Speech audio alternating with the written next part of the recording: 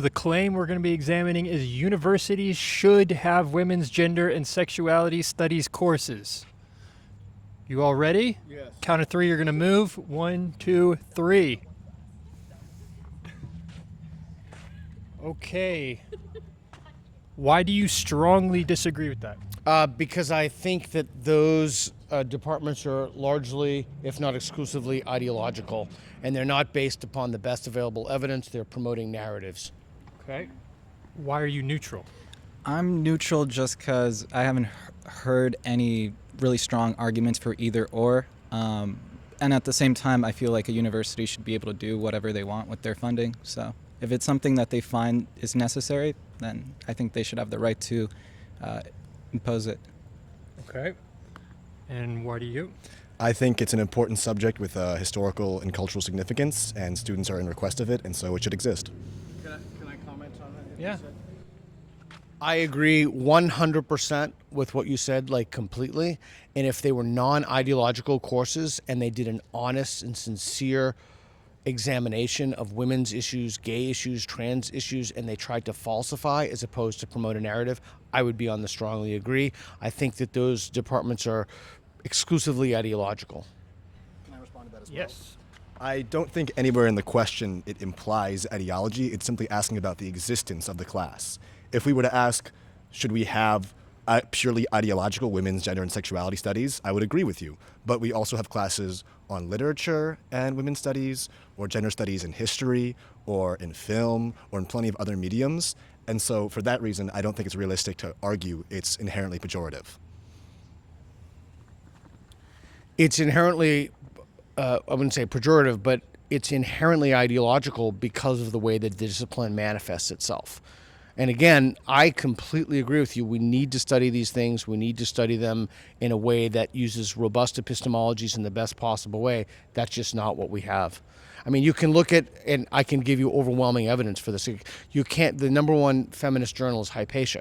You can't get something published in Hypatia unless it pushes a narrative. You can't get something pushed in, and I can prove to you, you got any of you gender studies majors, women's studies? I can prove to you because you can just go around and find women's studies majors and ask if they've read, for example, Martha Nussbaum's criticism of Judith Butler. You won't find that anywhere. The reason you don't find, have you read Martha Nussbaum's in class? I think Okay. there are plenty of people who have read critiques of women in gender studies in women in gender studies. If I were to read like Simone de Beauvoir, The Second Sex, I could imagine plenty of other women's and gender studies critics who would also critique that equally. I don't think it's fair to say there's no criticism within the field, or to talk about a journal when we're talking about a college and classes and what students want, because I think the college should primarily be for students. But that is a separate question of the college being for students. Now, if all the students want to be indoctrinated into a particular, that's, again, if this is a private institution, they can do anything they want. They can indoctrinate people in anything they want to. But in terms of the question, universities should have women and gender sexuality study courses. The way they're currently manifest is clear to me that the answer is no, because it should not be ideologically driven. So can I ask you a question? Any question you want, literally anything. How would you say you agree with me if it wasn't ideologically based, but it's apparently inherently going to come across with an ideological basis? How would you restructure the classes to create an effective women's gender and sexuality studies course? Awesome question. Truly. That is the $1 million question. It's a phenomenal question. There are two difficulties. One difficulty is you'd have to restructure the journal system along with promotion and tenure.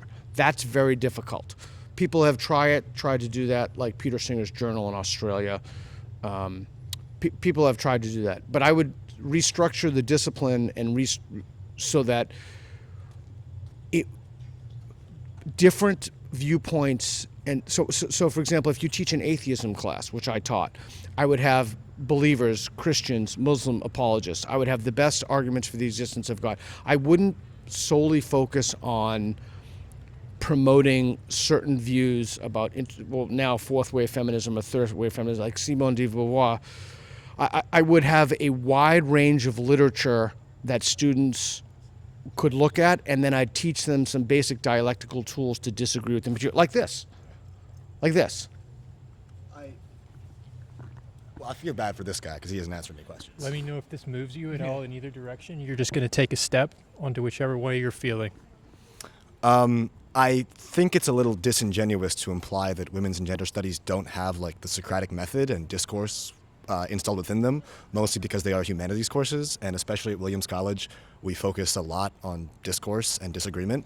Simone de Beauvoir is a second-wave feminist who a lot of people now are critiquing for her view on race or whatever.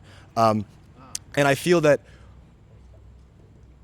I just don't know if you're necessarily answering this question and rather answering a question about ideological women's and gender studies, or approaching it from a historical perspective, or approaching it from an art perspective, like art created through the lens of gender, for instance.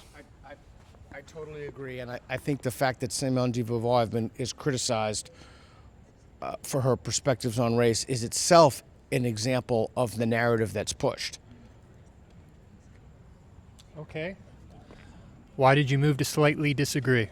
Because I think I've also seen evidence of that, where there is this ideological push to always constantly one-up the previously held notions of whatever liberation was. And even Simone de Beauvoir, she was very radical at her time, but now we're looking back with hindsight and saying that she was racist, or like she didn't hold up to the modern day standards. And it's kind of within the field and the studies, I've noticed how there's always a new goalpost set in terms of standard, and that just doesn't seem like it's academically genuine. And it's kind of getting to his point of trying to constantly always push for tenure and always trying to remake the journal, so to speak. And so I'm really seeing a lot more points here that are starting to line up, and I think Simone de Beauvoir just kind of made sense. Do you want to follow up to this? Well, I'm sort of confused by talking about how like the goalpost changes and how that's inherently a problem, because I think as a society and a culture progresses or regresses or whatever it does, it changes, so does its standards. So we can obviously both apply historical relativism and also look at it from a modern lens. So for instance, when I read Simone de Beauvoir, I don't think to myself, oh my God, like if she were alive today, I would lambast her. I can't believe she's saying all this. I think for the given time, relatively, she was probably a very forward-thinking author. Simultaneously, I'm allowed to have two thoughts at once, and in a women's gender studies class, also critique that perspective. I just don't see how any of the things you have said mean there is an inherent problem with the women's gender and sexuality studies course. You see a problem with its implementation and not its essence. Okay, we'll do final. I can explain exactly why it's a problem. The history classes that you see, is it a history of women's oppression?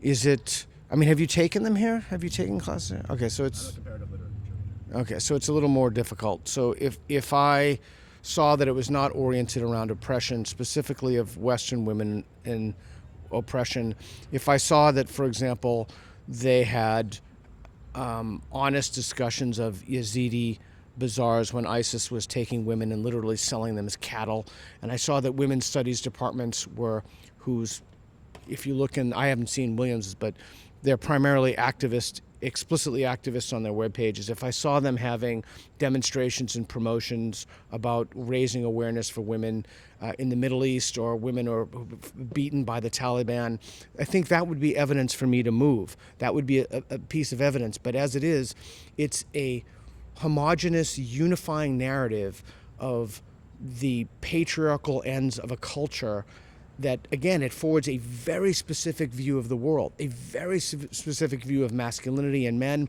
and those are drawn from peer-reviewed journals that are largely echo chambers. So it's a self-feeding mechanism, and I see those largely as I think that means we got to end. I see those largely as an attempt to indoctrinate students into a belief set. Cool. Well, thank you guys. Thank you. Thank you. Thank you. I really appreciate it. That was really good all around. Let's give him last word. Okay, yeah. Last words. Go. Okay, I won't take too much of your time. Sure. I think it's a little unfair and unrealistic to generalize an entire branch and use what is effectively an analogy. I also think there have been plenty of protests and nuanced introspection from women's and gender study courses, and I don't know if this is a fully comprehensive conversation because you are a professor and I'm a student who hasn't taken these courses. I'm not a and professor anymore. Or, okay, well, you were a professor at a different college, and I'm a student who hasn't taken these courses. And so, grain of salt. Grain of salt. Fair enough. Fair enough.